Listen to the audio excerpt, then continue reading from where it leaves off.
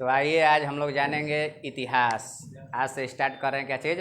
इतिहास। इतिहास कहने का मतलब क्या हुआ? अतीत। अतीत मतलब पुराने ज़माने में या पुराने काल में जो समय बीता हुआ है उसी के बारे में जानेंगे। मतलब अतीत के बारे में अध्ययन करना ही क्या कहलाता है? इतिहास कहलाता है। अतीत कहने का मतलब कि अतीत के बारे में अध्ययन करना ही क्या कहलाता है? इतिहास कहलाता है। इतिहास के पिता किसको कहते हैं? तो हेरोडोटस को कहते हैं। हेरोडोटस को क्या कहते हैं? इतिहास के पिता। इतिहास को ऐसे देखा जाए तो 3 भागों में बांटा गया है: प्रागैतिहासिक काल, आद्य ऐतिहासिक काल और ऐतिहासिक काल। ठीक है। अगर प्रागैतिहासिक काल के बारे में अगर बात किया जाए कि प्रागैतिहासिक काल क्या है, तो प्रागैतिहासिक काल वैसे काल को कहते हैं जिसमें न लिखा जाता था और न पढ़ा जाता था। मतलब प्रागैतिहासिक काल में न लिखने की प्रक्रिया थी और न पढ़ने की प्रक्रिया थी। प्रागैतिहासिक काल उस काल को कहते हैं जिसमें न लिखने की और न पढ़ने का मतलब दोनों विद्यमान नहीं था। ना लिखा जाता था उस काल में, ना पढ़ा जाता था। अगर आद्य ऐतिहासिक काल में बात किया जाए तो आद्य ऐतिहासिक काल में लिखा तो जाता था लेकिन पढ़ा ही नहीं जाता था। पता नहीं क्या क्या चीज़ लिख देता था लेकिन पढ़ने आता नहीं था, मतलब पढ़ा ही नहीं जाता था। और ऐतिहासिक काल का अगर बात किया जाए तो इसमें लिखा भी जाता था, पढ़ा भी जाता था, हर चीज़ समझा भी जाता था। ठीक है। अगर प्रागैतिहासिक के बाद अगर हम बात करें पाषाण काल का, किसके बारे में बात कर रहे हैं? पाषाण काल। यहीं पर अगर बात करें पाषाण काल, पाषाण काल का अगर बात करें तो पाषाण काल वैसे काल को कहते हैं जिसमें जो औजार होते थे ना, पत्थर से बनता था। औजार पत्थर से बनता था। पाषाण काल में औजार कैसे बनता था? पत्थर से बनता था। और पाषाण काल को ही बांटा गया है कितने भागों में? 4 भागों में बांटा गया है: पूरा पाषाण काल, मध्य पाषाण काल, नव पाषाण काल और ताम्र पाषाण काल। ठीक है। अगर पूरा पाषाण काल का अगर बात किया जाए कि पूरा पाषाण काल, तो याद रखिए पूरा पाषाण काल में आपको हम बता दें कि आग का आविष्कार अगर हुआ था तो कब हुआ था? पूरा पाषाण काल में हुआ था। पाषाण काल समझ में आया होगा।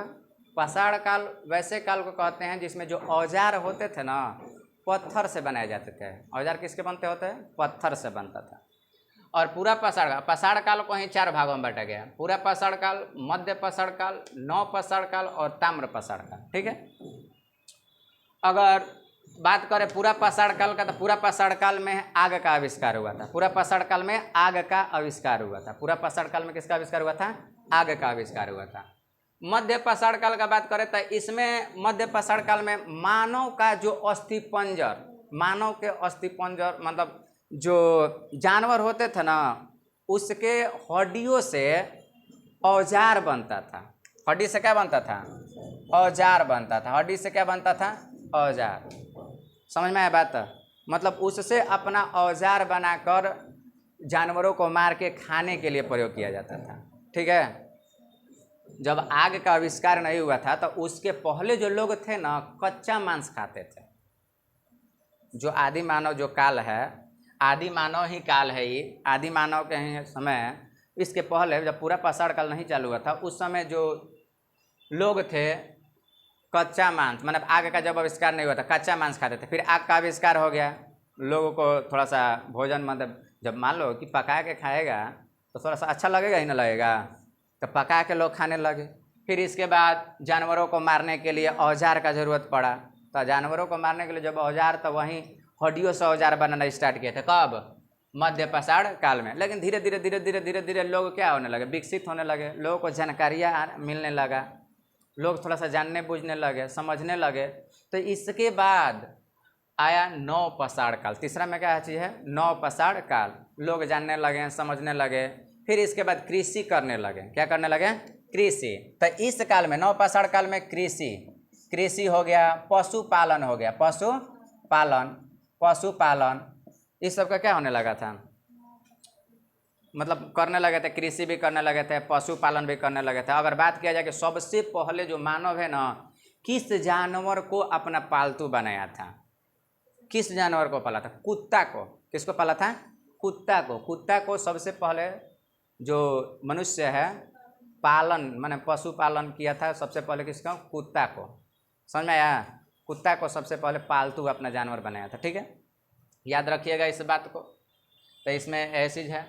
फिर अगर ताम्र पाषाण काल का बात करें तो ताम्र पाषाण काल यानी इससे औजार बनाना, मतलब सबसे पहले अगर बात किया जाए कि सबसे पहले जो मानव जाति के जो लोग थे, माने प्रागैतिहासिक काल में जो पाषाण काल का है, तो उसमें सबसे पहले खोज अगर हुआ था तो उस समय खोज हुआ था तांबा का।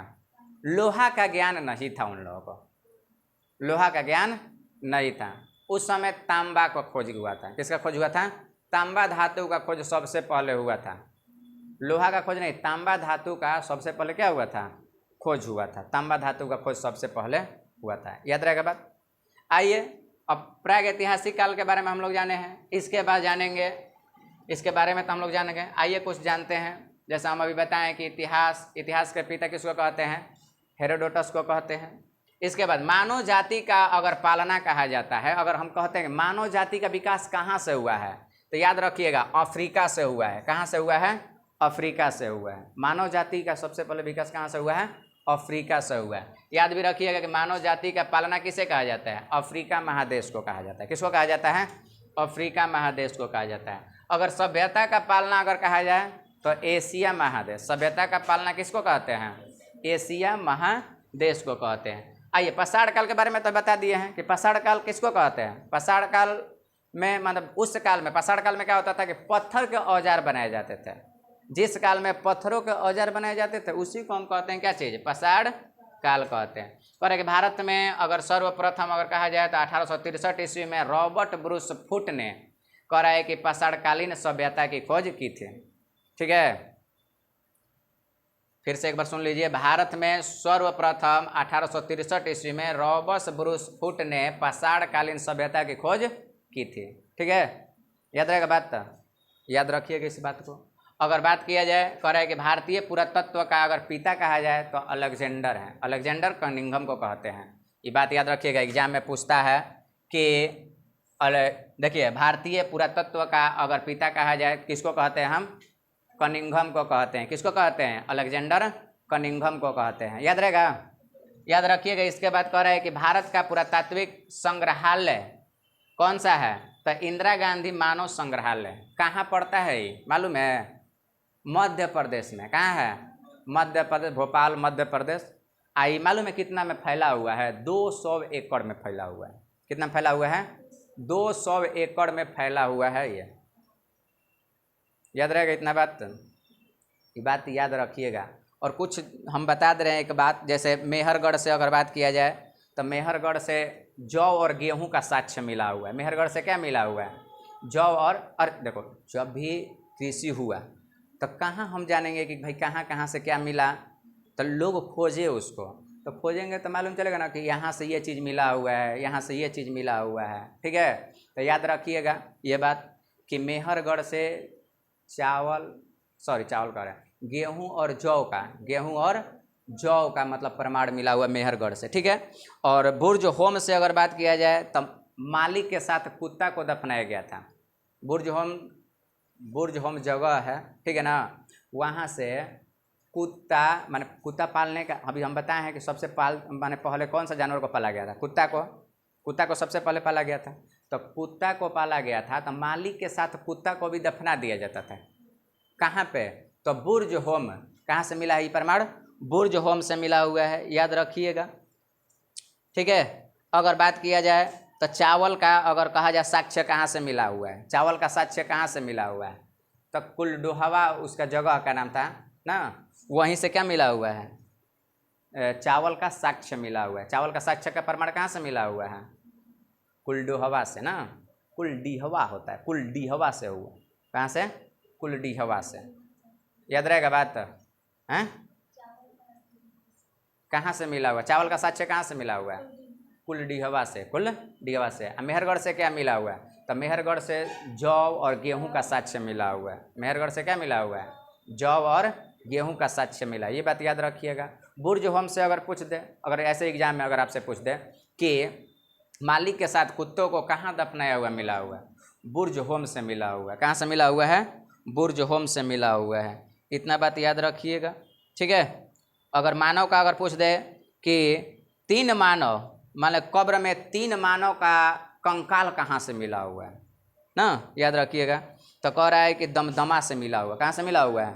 दमदमा से मिला हुआ है। कहाँ से मिला है?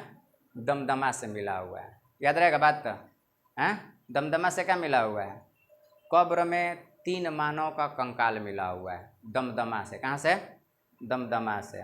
तो यहीं आज था प्रागैतिहासिक काल के बारे में। किसके बारे में था? प्रागैतिहासिक काल। इतिहास अगर आपसे पूछेगा तो क्या बताइएगा?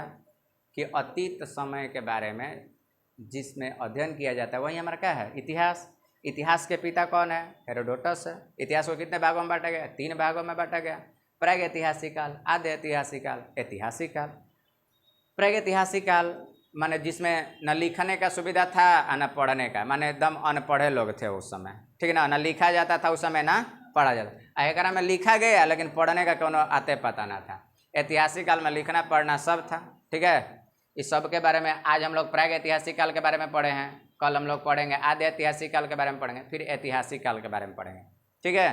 तो अभी इसके बारे में आगे चलेगा। सिंधु सभ्यता, कांस्य जो है, हड़प्पा सभ्यता जो है, अभी वैदिक काल, इस सब हर चीज़ के बारे में हम लोग पढ़ेंगे, धीरे धीरे पढ़ेंगे। लेकिन आज हम लोग जाने हैं कि इसके बारे में प्रागैतिहासिक काल। प्रागैतिहासिक काल छोटा सा है, इसके बाद ये मिलेगा, थोड़ा सा इससे लॉन्ग मिलेगा, और फिर ये वाला जब पढ़ेंगे ना बबुआ, तब समझो कि पूरा, ठीक है ना। तो अभी हम लोग पढ़ेंगे आगे। आज अब देखो, प्राचीन पढ़ेंगे, फिर मध्य पढ़ेंगे, फिर आधुनिक पढ़ेंगे, यही सब ये लॉन्ग जाएगा। प्राचीन चलेगा तो लॉन्ग जाएगा, मध्य चलेगा तो लॉन्ग जाएगा, आधुनिक फिर जाएगा, नेहरू काल चलेगा, विश्व के बारे में पढ़ेंगे। विश्व के बारे में ज़्यादा नहीं, बस जो मेन टॉपिक होगा उसी को पढ़ेंगे, ठीक है ना। लेकिन इधर वाला जो भी है नहीं, बहुत लॉन्ग लॉन्ग है, ये तब तो छोटा छोटा है, कल ये ख़त्म हो जाएगा ये वाला, ठीक है। तो आज के लिए इतना ही रहने दिया जाए, ठीक है। धन्यवाद।